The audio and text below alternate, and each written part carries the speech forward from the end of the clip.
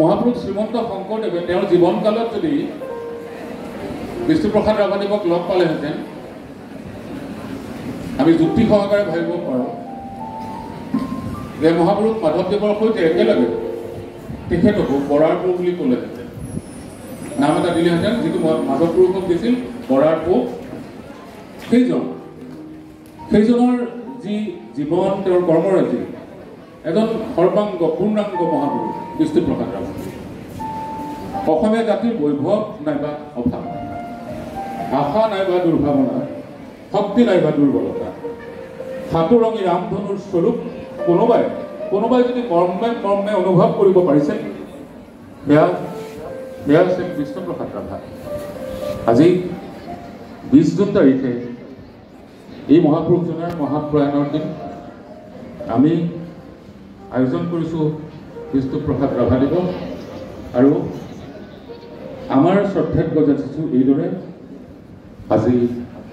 মন্দিৰৰ দুৱাৰ খোলা, আজি মন্দিৰৰ দুৱাৰ খোলা।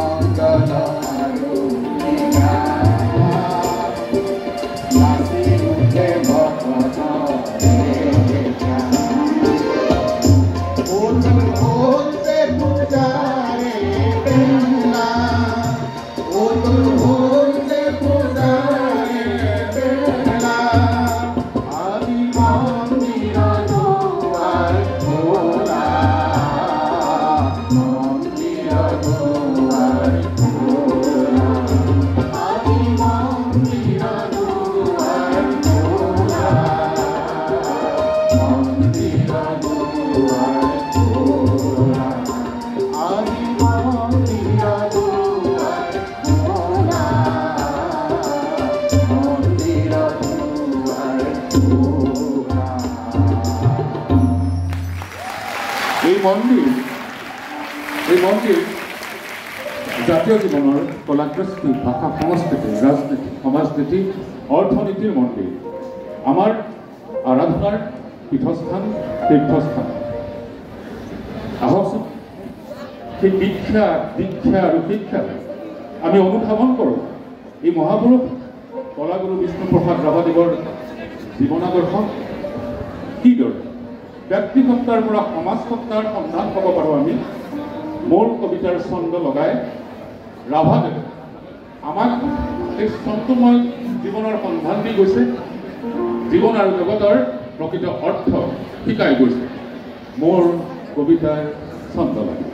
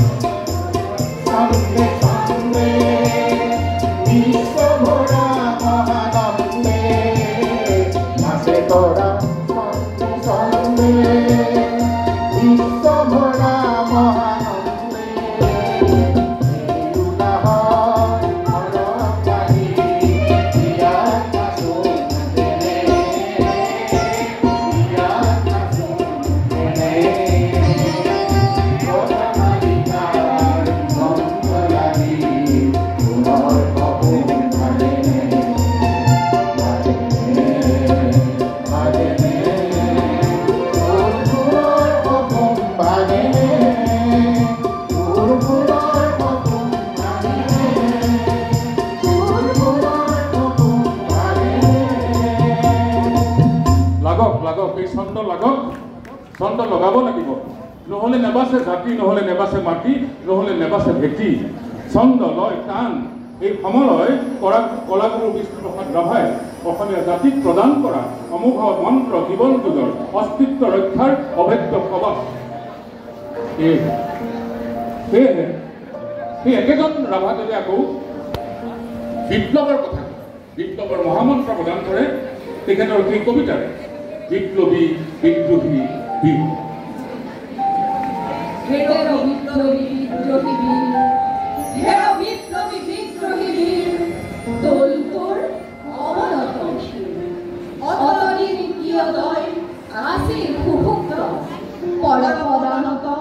নিৰ্যাতিত,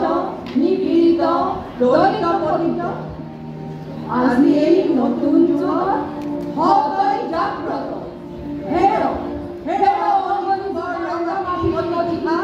জল জল উঠ উঠ আগবাঢ়ি মুক্ত কপলৰ ৰক্ত চন্দ্ৰ কলা ৰেখা তুলিল তুলিল ভয়ংকৰ খৰ্গ দাং দাং ভাং ভাং কাৰাৰ কপাল শত অভিশাপপূৰ্ণ এই যুগময় পূৰ্ব এই নাম নয়ন অভিনাম। প্ৰতিজন মানুহেই একোজন বিপ্লৱী, প্ৰতিজন মানুহেই একোজন বিপ্লৱী। বিপ্লৱে কয় কি কয়? বিপ্লৱ কয় সমাজ বিৱৰ্তনৰ কথা, অন্যায়ৰ বিৰুদ্ধে সংগ্ৰামৰ কথা। প্ৰতিগৰাকী মানুহৰ মনত থাকে এই বিপ্লৱী সত্তা, যদি থাকে তেওঁৰ সততা, সাধুতা, সাহস, নিস্বাৰ্থ প্ৰবৃত্তি। ৰাভাদেৱৰ আছিল সেই সকলোবোৰ গুণ। আকৌ কবিতাই কয়, তই সব্যসাচী নৱব্যূহ ৰচি অৰ্জুনৰ বিজয়ী গান্ধী বাহুৰ বলেৰে তুলিল নহবিনীৰ জীৱ। হৈ অগ্ৰসৰ মধ্যম পাণ্ডৱসমূহ সংকুচিত আলীয় ভংগী বলি এৰটোৰ প্ৰলয়ংকাৰ পান পুৰণি নৰক্ষেত্ৰ কৰি চোৰমান স্ৰজ নৱধৰ্ম ক্ষেত্ৰ বুকুত ধৰা। তই অগ্নি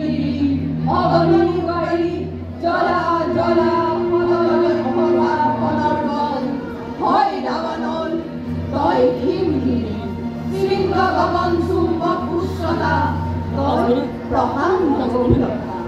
উৰ্মিময় মহাবিশাখা। এফালে বন্দুক এখন, আনখন হাতত কলম। সৈনিক শিল্পী বিষ্ণুপ্ৰসাদৰ এই স্বৰূপটো, এই যি ৰূপ, সেই ৰূপটো পৃথিৱীৰ সাম্প্ৰতিক ইতিহাসত আৰু ক'ত আছে ভাবিব লাগিব। তুলনা কৰা হয় চে গুৱেভাৰাৰ সৈতে। সেই চে গুৱেভাৰা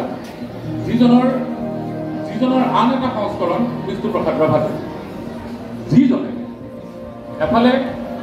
শিল্প চৰ্চা, জীৱন চৰ্চা,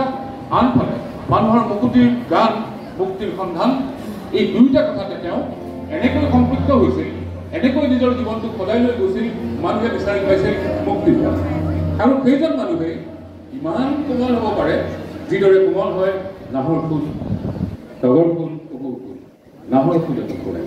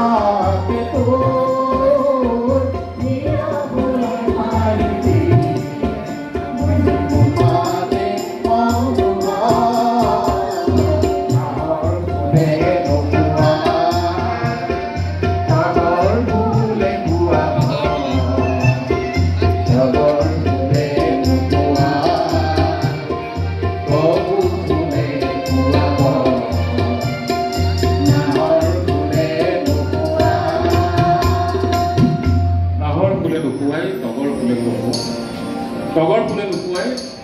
কপৌ ফুলে কোৱা এফালে বিপ্লৱী সত্তাৰ প্ৰতিভূ আৰু আনফালে নাহৰ টগৰ কপৌ ফুলৰ সুবাস কোমলতাৰে উঠপ ঠপ থৌকি বাথৌ চব চপিয়া ৰাভাদেৱৰ প্ৰেমিক শংকৰ সেই প্ৰেম ক্ষুদ্ৰ ব্যক্তিবাদী নহয় সেয়া মানুহৰ প্ৰেম জগতৰ প্ৰেম জীৱনৰ প্ৰেম সেয়াই সৈনিক শিল্পী বিষ্ণুপ্ৰসাদ ৰাভা আহকচোন তেখেতৰ আন এটি কবিতাৰ ফালে আমি আগবাঢ়ো আই মোৰ ভাৰতী জগত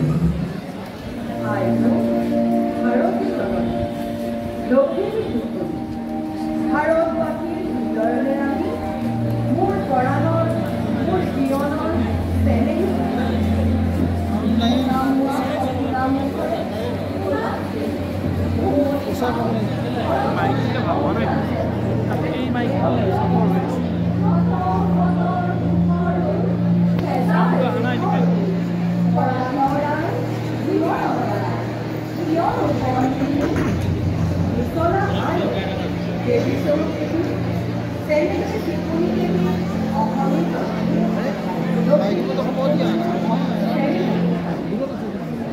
পিকাছে লিখুহি ৰক্ত দিলে হিয়া তোৰ যাই চুৰি ওৰে লিখা দি কৌ ধনৰে খকুৱা জননীৰে ৰক্তেৰে ৰঙচু কৰে তোক কৰি কি পাবিনো মুকুতি অকণি কাহানী কাহানী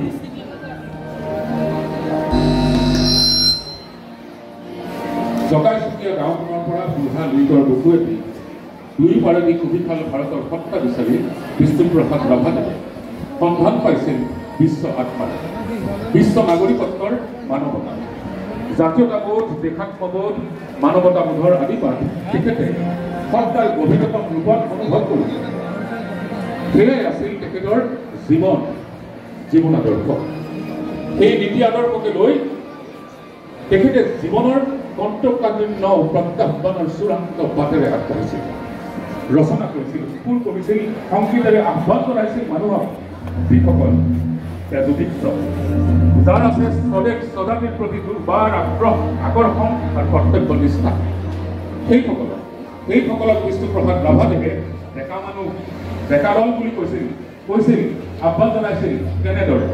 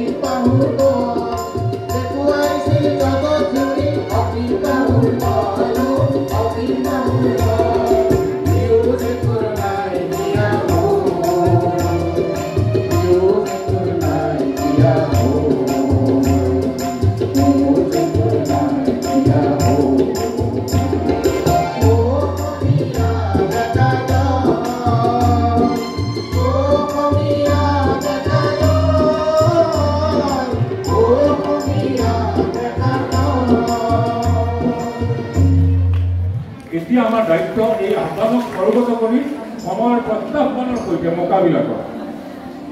এতিয়া আমাৰ দায়িত্ব এই আহ্বান সৰ্বত কৰি সময়ৰ প্ৰত্যাহ্বানৰ সৈতে মোকাবিলা কৰা। ৰাভাদেৱে সমাজৰ মুক্তিৰ বাবে জীৱন উৎসৰ্গা কৰিছিল, বুজি পাইছিল জীৱন জগত সমাজৰ দুখ বেদনা। সেয়েহে কবিতাৰে তেখেতে প্ৰকাশ কৰিছিল তেখেতৰ দায়বদ্ধতা। বুদ্ধ হ'ল অৱৰুদ্ধ, বুদ্ধ হ'ল অৱৰুদ্ধ,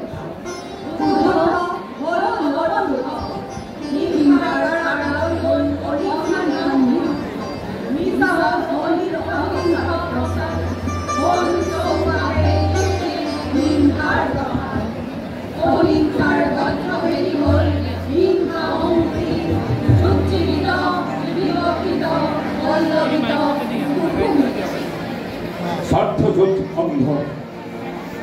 ধনী মানি জমিদাৰ, যোগী হ'ল যান্ত্ৰিকতা, পেশক পোষক ধনতান্ত্ৰিকতা, পিন্ধি মুখা অহিংসা, চলালে নতুন ৰং প্ৰতিযোগিতা। পিন্ধি মুখা অহিংসাৰ চলালে নতুন ৰং প্ৰতিযোগিতা। ৰং মহাৰং লিখে দেখে দেখে চলি নহনি মহাৰং ৰাধামান ধৰাৰ ধৰণে চাই চাই হ'ল ধৰা চাৰ উঠিল পৃথিৱী জুই ৰ'ল হাহাকাৰ উকিও ভগা বিয়া ভগা আই হতাশা। এই ৰণ অতি ভয়ংকৰ, ভীষণ কৰালময় দ্বিতীয় সমৰ। সেই সমৰত য'ত হালোৱা বনোৱা মুকুতি ৰাখাতেই হ'ল সি ৰণুৱা। জাপ দিলে হাঁহি মুখে ভীষণ যুঁজত লাখে লাখে লাখে লাখে সেনাৰূপে হ'ল হতাহত। ৰণ বিৰতিৰ পাছে হ'ল কাৰাবাস। শোষকৰ দল আজি ভৌম শান, পেশকৰ সঁচ অৰ হান। একেদৰে জাতিসত্তাৰ প্ৰকৃত স্বৰূপ, সেই স্বৰূপৰ সন্ধান পাইছিল তেওঁ সৰ্বহাৰা মানুহৰ বুকুৰ ভক্তকনিষ্ঠ। ৰণুৱা বনোৱা কৃষক, কৃষক জনতাৰ মুক্তি উন্নতি সুখ সমৃদ্ধিৰ হকে তেখেতে গ্ৰহণ কৰিছিল আজীৱন ৰং কৰাৰ পথ। সেয়েহে গীতেৰে আহ্বান জনাইছিল উতক্ৰ আহ্বান, বল বল বল কৃষক শক্তিত।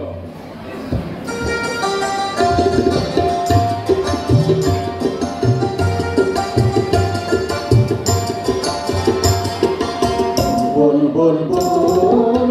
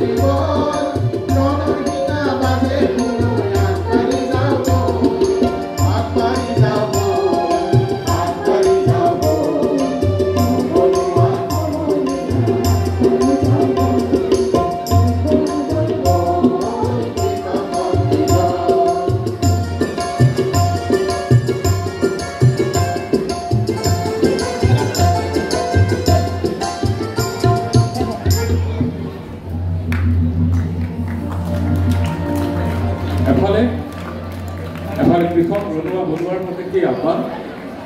আনফালে শোষণকাৰীসকলৰ প্ৰতি চূড়ান্ত প্ৰত্যাহ্বান। যদি প্ৰয়োজন হয় জনতাৰ মুক্তিৰ স্বাৰ্থত ভাঙি পেলাব লাগিব শাসন প্ৰান্তৰ পৰিকাঠামো সেয়েহে ৰাভাদেৱে লিখিছিল সেই অমোঘ কাব্য মন্ত্ৰ ভাং ভাং ভাং ভাং ভাং ভাং ভাং লোহাৰ ইগলি ভাং সিং সিং সিং ডাঙৰ বান্ধন সিং খোল খোল খোল কাৰাৰ ফাটা খোল ভাং ভাং মাৰৰ দাম খুন খোৱা খুন খুন গেলে গেলে ভাং মুক্তা কাকে উড়ে দীপ্তৰা নিশান মুক্তা কাকে উড়ে দীপ্তৰা নিশান ৰক্তে ৰঞ্জিত পুৰুষ উদীয়মান খুন মুকুতিৰ তোৰ জৰাবান খুন মুকুতিৰ তোৰ জৰাবান মুক্তিমান মুক্তিমান মুক্তিমান একেদৰে জীৱন সংগ্ৰামত জনতাৰ সংগ্ৰাম সেই উঠিছিল চূড়ান্ত কলাত্মক ৰূপ এফালে বন্দুক এফালে কলম বিষ্ণুপ্ৰসাদ ৰাভাদেৱে সেই ঐক্যতাৰ সৃষ্টি কৰিছিল ছন্দ বিচাৰি পাইছিল সন্ধান দিছিল এই মহানন্দৰ অক্ষয়ক্ষণিৰ উৎসৱ গীতৰ ভাষাৰে বিশ্বৰ ছন্দে ছন্দে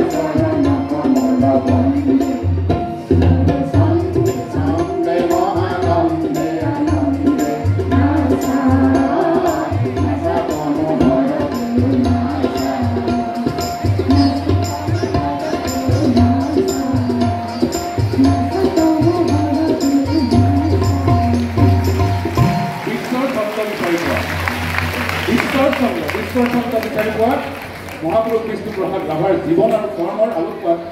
এক বিশাল অধ্যয়ন আৰু গৱেষণাৰ কাম মৰমৰ ছাত্ৰ ছাত্ৰীসকল আজি আমাৰ যিজন অতিথি বুলি আজিৰ দিনটোৰ অতিথি শ্ৰীযুত ৰমেশ চৌধুৰী ডাঙৰীয়াই তেখেতৰ জীৱনৰ এক বিশাল দিশ উন্মোচন কৰিছে তেখেতে ৰাভাদেৱৰ সান্নিধ্য লাভ কৰিছে আমি সেই অনুভৱটো লওঁ গৱেষণা অধ্যয়ন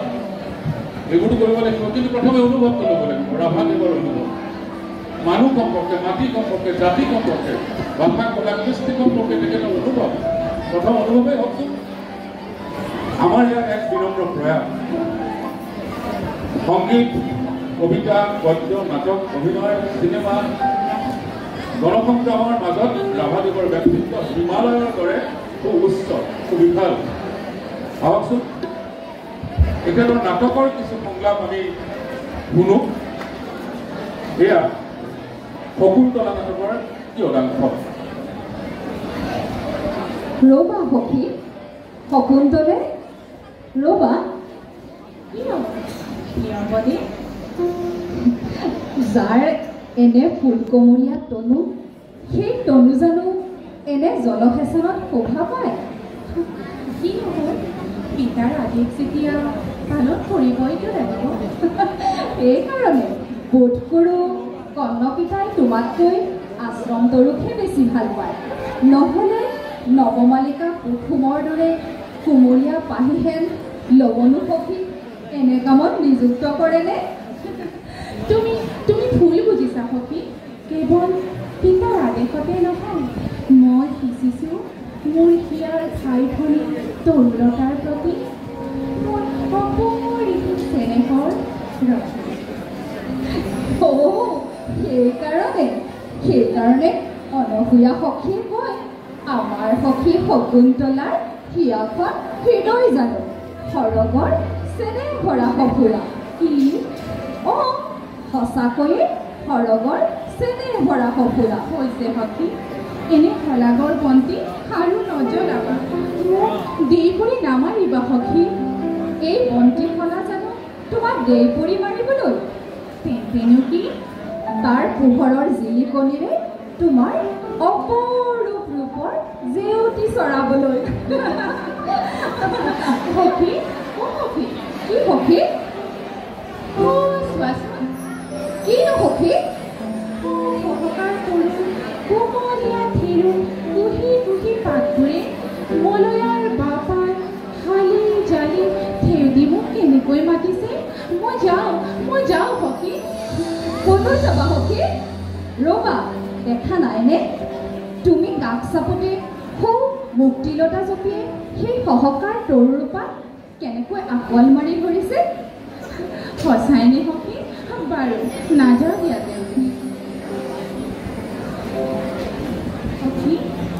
সখী সেয়া কি সখী আশ্ৰমৰ ৰূপহী ফুলপাহীত মৌৰস দিবলৈ কোনোবা ভ্ৰমৰৰ আকুল গুঞ্জন ৰিহাৰ্চেল শকুন্তলা নাটকৰ কিয়দাংশ এক ধৰণৰ নাট্যপাঠ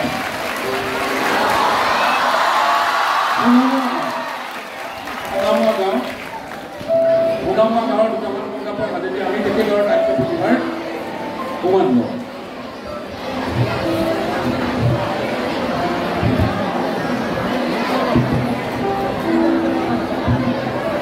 ঘূৰ কলিকাল হলৈ ঘূৰ কলিকাল ঘূৰ কলিকাল হলৈ এই সংসাৰত কি লাগিলৈ তেওঁ পিনে দেখোন জুয়ে জুই এই স্বাধীন ভাৰতত কি লাগিলৈ ক'তো শান্তি নাই সুখো নাই ঐ মৰণৰ ঘৰৰ দুৱাৰ বাহিৰে মোৰ আৰু গতি নাই ঐ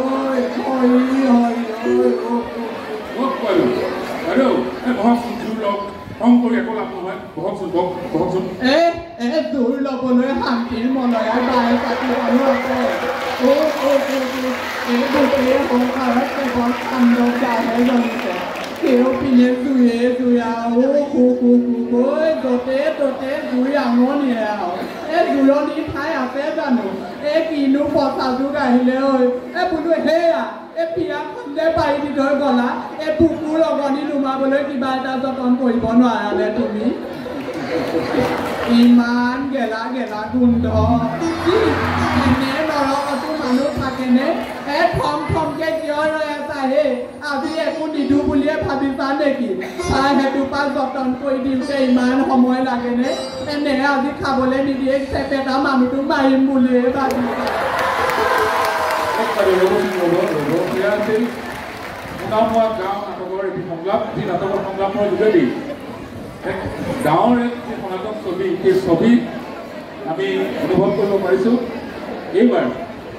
এজেণ্ট দিগুলুক নাটকৰ আন এটি সংলাপৰ ফালে আমি আছোঁ নাটকৰ নাম এজেণ্ট দিগুলুক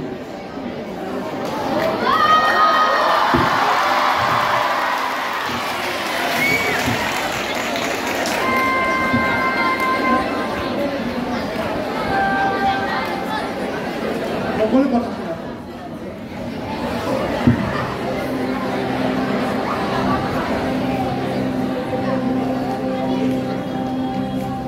সকলো কথা শুনা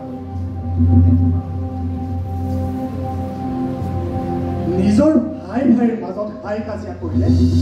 এই শত্ৰুপক্ষৰ কি বুলি ভাবিব আমি ওচৰ চুবুৰীয়াৰ প্ৰতি আক্ৰমণ আনিলে আমাৰ নিজৰহে অনিষ্ট হ'ব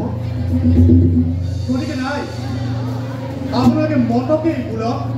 আহোমেই বোলক খামকেই বোলক তিৱাই বোলক কছাৰীয়েই বোলক এই আমাৰ মাজত থকা খামখিয়ালিবোৰ আমি যদি আঁতৰাব নোৱাৰোঁ আৰু এই আমাৰ মাজত থকা খামখিয়ালিবোৰ যদি আমি আঁতৰাই শত্ৰুপক্ষৰ আগত যদি এক হ'ব নোৱাৰোঁ তেতিয়াহ'লে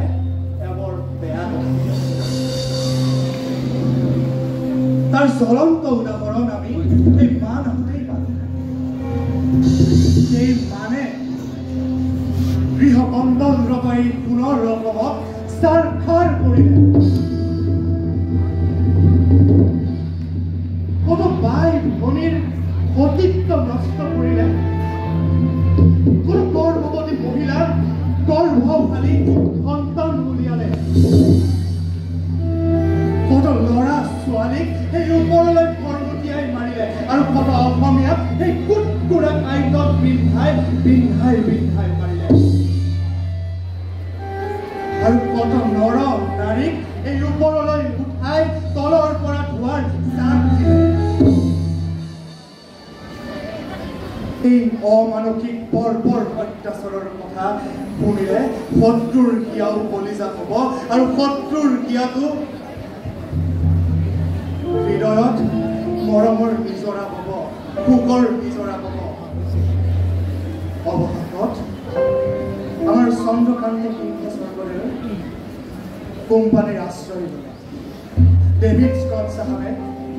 ইষ্ট ইণ্ডিয়া কোম্পানীৰ ফৌজৰ সহায়ত এই অসম মুলুকৰ পৰা মানৱ খেদি পঠিয়ালে অৱশেষত ইয়াণ্ডাবু সন্ধি হ'ল আৰু এই অসম মুলুক মানৰ সেই বৰ্বৰ অত্যাচাৰৰ পৰা চিৰদিনৰ কাৰণে অৱশ্যে সেই হৰ্ষৰ বা আৰু ৰিচাৰ্ডৰ ফৌজৰ এই মণিৰামে পথ আছিল এই বগা বঙালক বাদ দেখুৱাই দিয়ে বাবে আপোনাৰ বাবে হয়তো মোক ভুল বুজে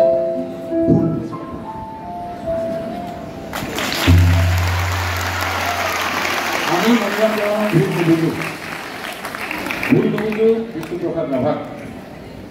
সেয়া আছিল এজেঞ্চি পুলিচ নাটকৰ এটি সংলাপ পৰৱৰ্তী সংলাপ নাটকৰ নাম কোন শেৱালিয়ে মাকক সুধিছে কোন মা তাৰ নেতা তোমাৰ দেউতাৰা বীৰ দৰ্পে কংগ্ৰেছৰ জাতীয় পতাকা লৈ আগবাঢ়ি যায় তেওঁ আহে চৰকাৰৰ পুলিচ মিলিটাৰী দিয়ে বাধা নামানি দেউতাৰৰ নেতৃত্বত মুক্তি পাবলা স্বৰাজ কলিয়া জনতা আগবাঢ়ি যায় লাঠিৰ কোব পৰে বন্দুকৰ খুন্দা ৰাইজৰ ওপৰত নিৰ্মমভাৱে হাৰাহাৰি পৰে কিমান অত্যাচাৰ অসহনীয় সহিব নোৱাৰি জনতা পলাই যায় আলিৰ ওপৰত পৰি থাকে কোন জানানে কোন দেউতাৰ তোমাৰ দেউতাৰ শেৱালি দিনহীন সমাজৰ পৰিঘাত মচি তেওঁ তেজৰ বোলেৰে ইতিহাস লিখি থৈ যায় আৰু মোৰ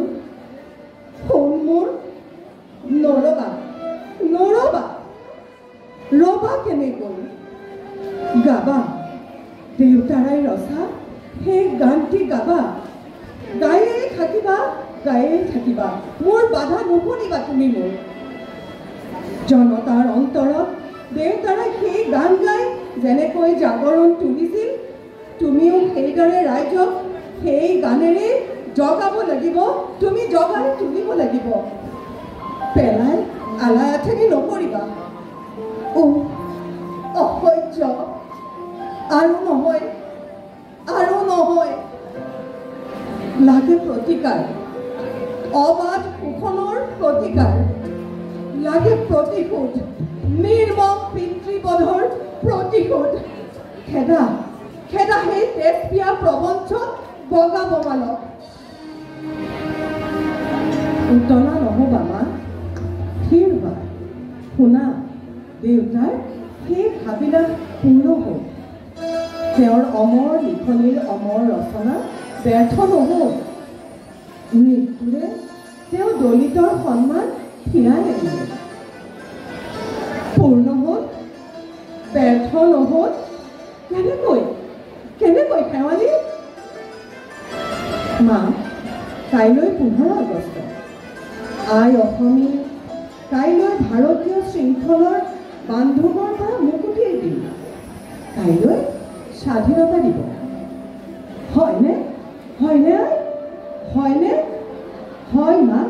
প্ৰতিকাৰ প্ৰতিশোধ ল'বৰ আৰু কোনো আৱশ্যক নাই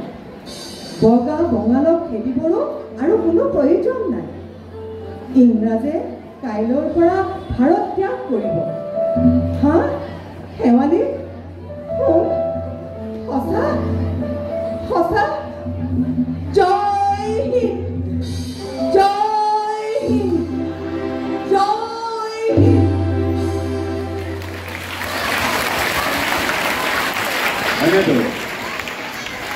এক অখণ্ডনীয় অনিৰ্বচনীয় কবিতাৰ ব্যক্তিত্ব কলাগুৰু কমৰেড দৈনিক বিষ্ণুপ্ৰসাদ ৰাভাদেৱে মানুহ জাতি দেশক প্ৰদান কৰি গ'ল জীয়াই থকাৰ মহামন্ত্ৰ সংগ্ৰামৰ আদৰ্শ 1969 চন 20 জুন অসমীয়া জাতীয় জীৱনৰ এক কৰুণাতম দিন যিটো দিনত বিষ্ণুপ্ৰসাদ ৰাভাদেৱে নশ্বৰ দেশ ত্যাগ কৰে তেখেতে কায়িক দেশ ত্যাগ কৰি হয়তো গুচি গ'ল কিন্তু অসমীয়া মানুহৰ চেতনা স্ৰোত অসমীয়া মানুহৰ সংগ্ৰামী সত্তা অসমীয়া মানুহৰ জাতিসত্তাৰ পৰিচয় কিমান ভাল পাব পাৰি এই মাটি মানুহ আকাশক এই অসমীয়া আইক কোনোবাই যদি শিকিব খোজে শিকিব পাৰে বিষ্ণুপ্ৰসাদ ৰাভাদেৱৰ পৰা আমি তেখেতৰ যি শেষ গান বুলি কোৱা হয় এই শেষ গানেই জাতিটোৰ আৰম্ভণি গীত হওক এই মোৰ শেষ গান এই মোৰ শেষ গান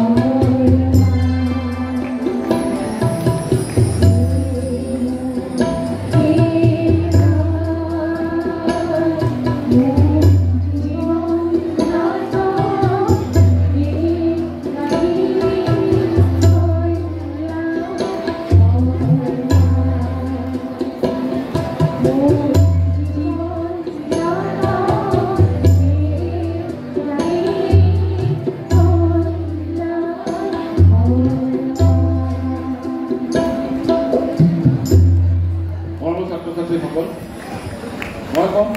বিষ্ণুপ্ৰসাদ ৰাভা তোমালোকে ক'বা অমৰ হওক অমৰ হওক অমৰ হওক বিষ্ণুপ্ৰসাদ ৰাভা বিষ্ণুপ্ৰসাদ ৰাভা ইয়াতে সামৰিছোঁ আমাৰ ভুল ছুটিৰ বাবে মাধ্যম